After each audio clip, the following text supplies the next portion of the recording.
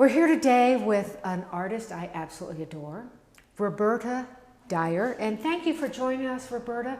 I want to talk a little bit about your artwork and a little bit about you. Wonderful. I love talking about my art. Amen. First of all, when did you know you wanted to be an artist? Oh, well, I've always loved art. It was one of my favorite times of the school day from the time I was tiny. My parents loved art always, and I was lucky enough to live near the High Museum of Art in Atlanta, where I was growing up. So we spent a lot of time going through the exhibits there, and I think I always knew that I loved it. I didn't know that I didn't have the confidence to want to be an artist until I was way grown up.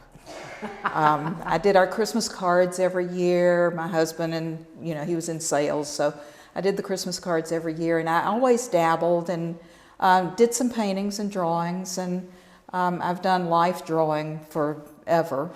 And I think once I graduated from college and went back to Atlanta and I was working, I started taking classes at Georgia State University, life drawing classes and graphic arts, and at night.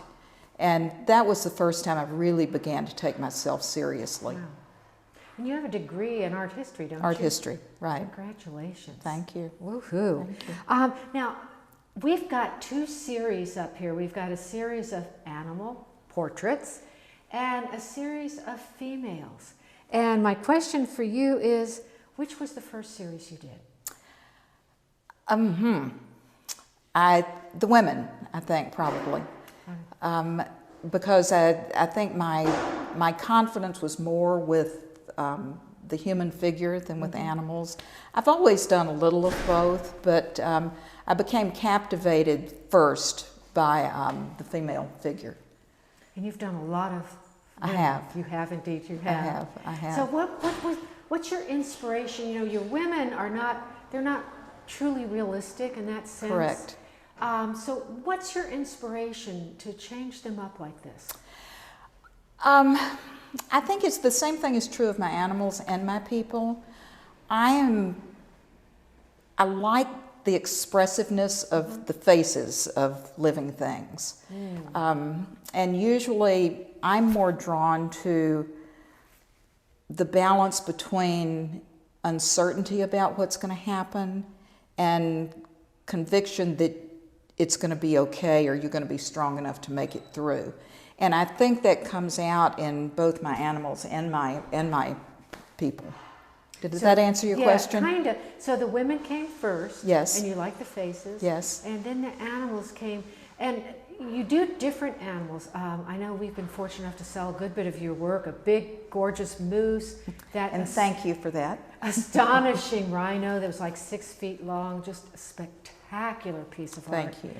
Coyotes we've sold, wonderful crows. People really respond to those. So what was your inspiration for the animal? I think it goes back to the same thing. It's I think people connect with the vulnerability of the animal. There's sort of an instant relation, I think, between humans and animals, and I think that's part of the key to it. The uncertainty about the future, but the willingness to go ahead and face it. I don't do portraits. I don't try and do portraits. This one actually is a self-portrait, or taken from a selfie. I'm my most available model. But I think the animals, I love animals, always have. I have the crows. I have a fountain in front of my house, and I started putting bread around the fountain, and I would try and get photos of the crows. So sort of like selfies of myself. They're a ready subject. Now I love this piece. I love the black, how it's so dramatic against the figure, and I see a lot of drawing in there. Yes. Talk to me about how you like to draw. Well, some of it's because I've done it for so long. I've done a lot of life drawing classes and just studio work with drawing, and I've gotten pretty good at it over the years. Yes, and you have. Much better, I think. I'm a better drawer than I am a painter. I've never had formal training in painting. So maybe that's the difference, but I like the push and pull of the mark making against the paint, and obviously I do mixed media things. Some of my favorite tools are obviously the pencil and the crayons, and charcoal is the best for me. You are very good with charcoal. I start most of my pieces with charcoal. And speaking of that, do you have, in all of these, do you have one that's your favorite? Oh, well, let's see. I love this coyote over here. I just finished, and I really, really love it. It's sort of different for me. I think I captured the slinkingness, the posture of it. You did indeed. I love that one. I've always loved my crow with the pink on it up in here, and I absolutely love this one. It's called Cogitating, and I love that one. It came real quickly. I got it in a hurry, so I didn't have to face overworking it, which I think most artists, it's a nightmare for most of us. And I love all the patterning in it, and I love the silver, and I love the drawing, and the value contrast. It just came together for me. It's one of my favorites. Because I asked which is your favorite, and you named a number of them, which is well, I did.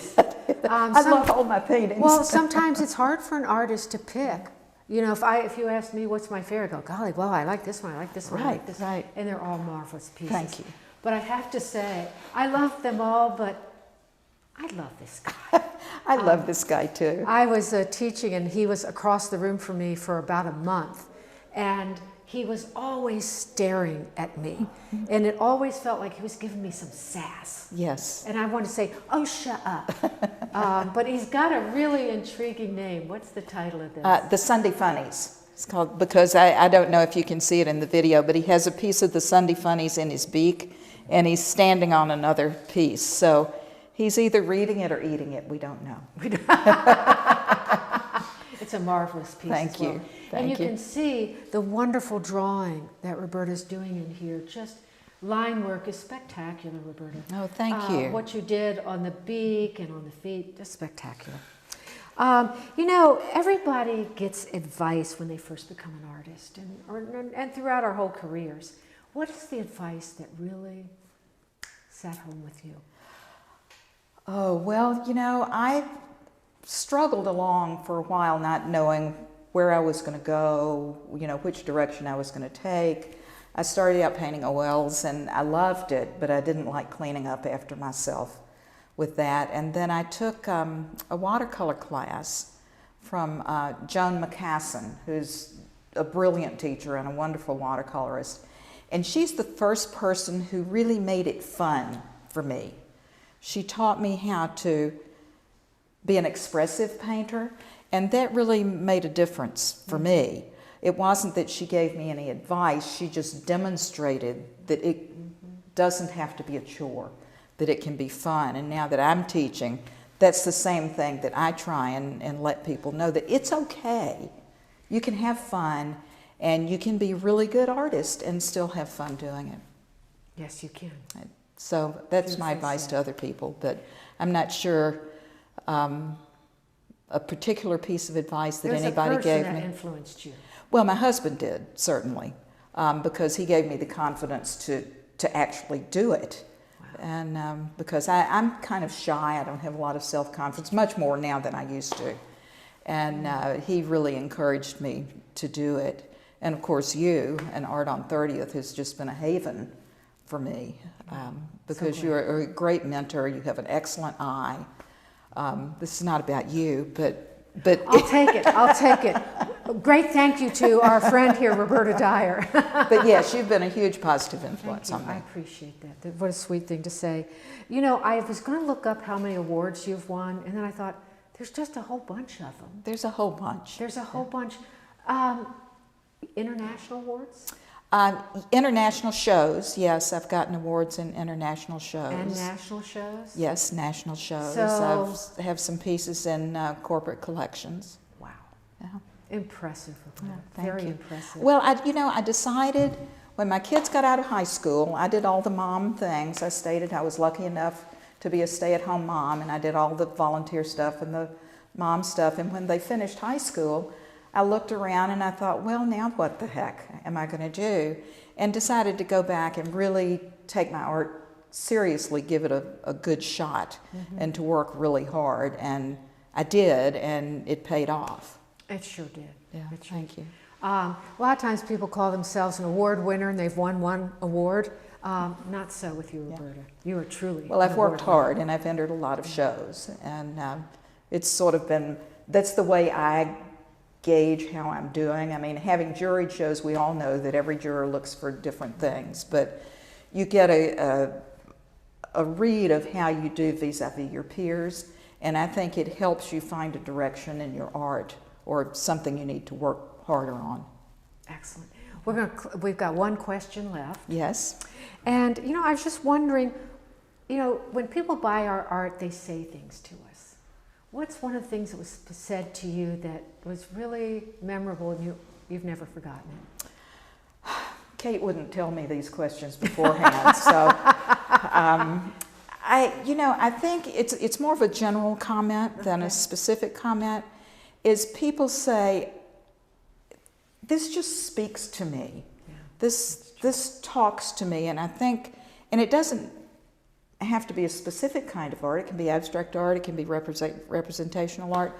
I'm an intuitive painter. I generally work pretty fast, and my stuff is expressive. And I think the people who collect my art and buy my art see that emotional connection that I have with my art, and it makes it powerful to them. Well said. Thank you. So a big thank you to Roberta Dyer for sharing some time with us. Thank you. And sharing your art with us. We deeply appreciate it. Oh, thank you. Thank you. Thank you very much.